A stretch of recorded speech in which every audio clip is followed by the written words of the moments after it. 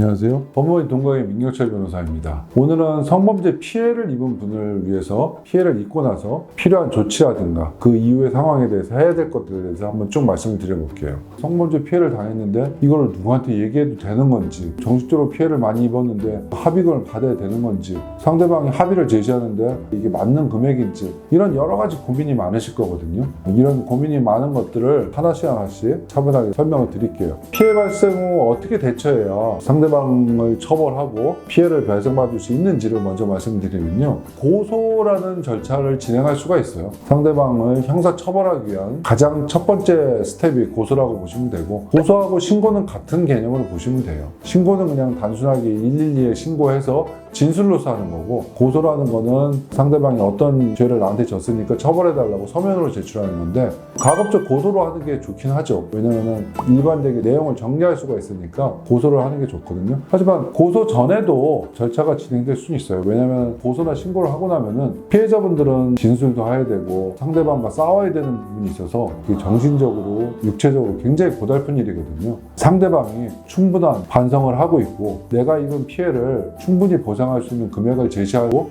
용서할 수 있는 것이라고 판단했을 때는 고소 전에 합의하는 것도 반드시 나쁜 건 아니에요. 제일 중요한 게 뭐냐면은 객관적 증거를 확보하는 게 중요해요. 정액이라든가 이런 타액 같은 것들은 오랫동안 몸에 머물러 있는 게 아니거든요. 가급적 48시간 내에 성기에 묻어있는 정액이라든가 타액 같은 DNA를 검출해내는 게 가장 먼저 필요한 상황이라고 보시면 돼요. 그리고 두 번째는 너무 진술이 왔다 갔다 하면은 신빙성에 문제가 있다고 판단되기 때문에 어떤 일이 있었는지를 다시 한번 되짚어보고 그 되짚어보는 거에 따라 사실관계를 구성하는 게 중요해요. 그런 거 무시하고 내 기억만 가지고 했던 거는 시간하고 다르고 CCTV 영상하고 달라서 나중에 신빙성이 탄핵받을 수 있어요.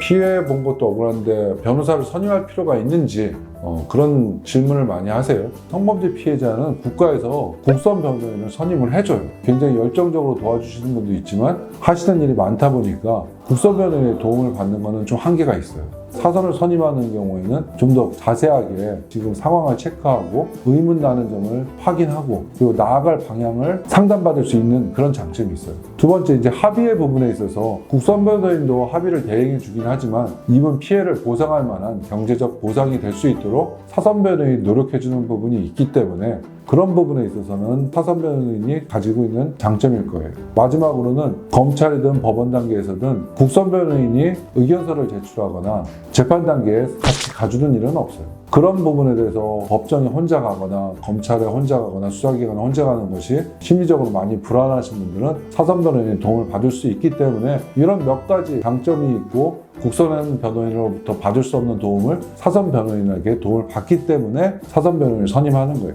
저희 법무법인은 굉장히 오랜 기간 동안 성범죄 쪽에 대해서 전문적으로 취급하다 보니 상도 주고 그러네요. 여기 내용 보이시죠? 저희가 잘하는 법인이다 라고 여러분한테 선전 드리는 거니까 여러분께서 어려운 상황이 있으시면 저하고 한번 상의를 한번 해보세요. 방송에도 나가고 대학에서도 강연도 하고 그랬어요. 그러다 보니까 많은 분이 찾아주셨고 찾아주신 분들은 염원대로 사건이 잘 해결된 것도 충분히 많이 있어요. 감사하다는 문자도 많이 받았고 저하고 직접 상담하실 수 있다는 거 염두에 두시고요. 상담 예약을 접수하시고 관련 증거와 서류를 지참하고 오시면 돼요. 만약에 혼자 하실 거면은 잘 연구하셔서 혼자 하시되 변호사 선임할 거면 망설이지 마시고 빨리 상담부터 받아보세요.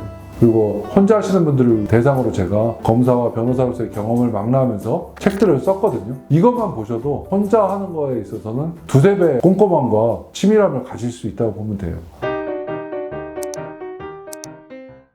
도움을 받아야 되는 분들은 아무 변호사나 찾지 말고 가급적 성범죄에 대해서 많은 경험을 가진 변호사의 도움을 받을 때 실수가 적어질 수 있다라고 생각하시고 성범죄 전문 변호사를 찾는 것을 고려해 보시기를 추천해 드립니다. 굉장히 긴 내용이었지만 꼼꼼히 한번 다 들어보시고 이걸로도 부족하시면 반드시 저를 찾으세요. 제가 더 부족한 부분은 메꿔 드릴게요. 잘 참고하시고 여러분들 생활에서 억울함이 없도록 잘 대처하시기를 당부드리면서 오늘 영상 마무리하겠습니다. 감사합니다.